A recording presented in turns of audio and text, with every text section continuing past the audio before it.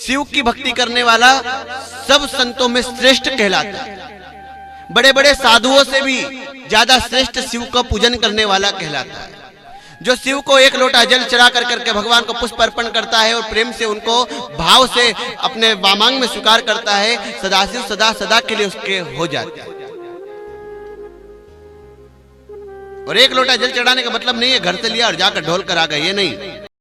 शिव के मंदिर में जाओ, प्रेम से भावनाओं से शिव को पूजो, शिव को पूछो, उनसे लाड़ लड़ाओ और पिता के रूप में शिव को प्रसन्न करो। उसके बाद में जल का लोटा लेकर के शिव के ऊपर चढ़ा दो और पुष्प चढ़ा दो।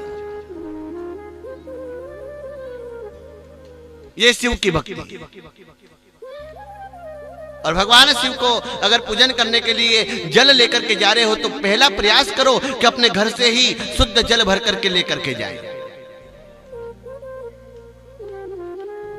घर से जल लेकर के नहीं जा रहे तो मंदिर का जल ले और वहां से जल भर करके भगवान शिव को अर्पण करें, कोई आपत्ति नहीं है। पर मंदिर से जल भरे तो एक चीज का विशेष रूप में ध्यान देना। हमको बहुत सुंदर ये किस्सा बताया है और कहां से बताया है हम आपको बता देते हैं। बड़ा ही सुंदर ज्योतिर्लिंग है उज्जैन में महाकालेश्वर का। वहां पर एक पंडित जी कहे, बोले गुरुजी, मैंने कहा महाराज आज बड़े चिंतित लग रहे हो। बोले इसलिए चिंतित हूँ कि आजकल लोग जल चढ़ाने आते तो हैं पर यहाँ से जल का लोटा भरते और 1 रुपया मेरे यहाँ पर धर कर चले जाते हैं। तो मैंने कहा इसमें तो प्रसन्नता का विषय ही 1-1 रुपया करके आपके पास में 100-200 रुपया एकत्रित होता है, आपका जीवन यापन करने के लिए पर्याप्त है।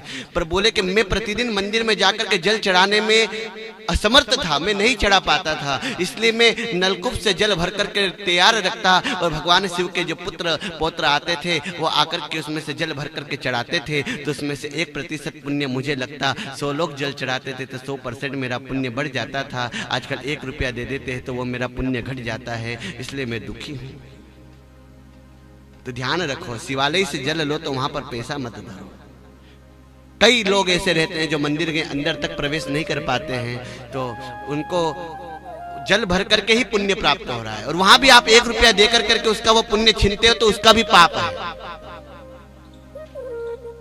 किसी का पुण्य छीनना धर्म नहीं है, ये अपराध है। पुण्य मत छीनो, वहां से जल भरो, प्रेम से चढ़ाओ। और शिवालय के अंदर, शिव मंदिरों के अंदर रखा हुआ जल चढ़ाने के लिए ही होता है। पहली कोशिश घर से ले जाए, घर से नहीं ले जा पाते हो तो मंदिर से जल भर के चढ़ाने में कोई बुराई नहीं है, पर शिव को जल चढ़ाए।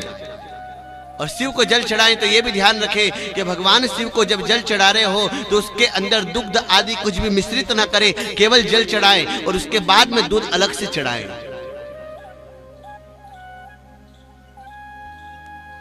इस प्रकार से शिव की आराधना की जाती है।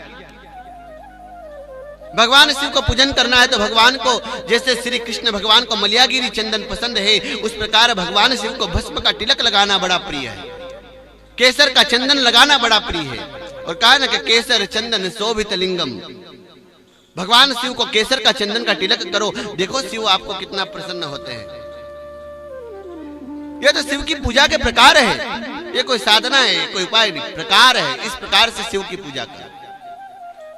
और शिव की पूजा की कई साधनाएं, कई नियम, कई संयम, कई प्रणालियां होती है, उन प्रणालियों से करो। और ध्यान रखो, आप अगर शिव के पूजक हो और सच्चे सेवक हो तो शिव की पूजा करने के बाद में कभी अभिमान मत करो।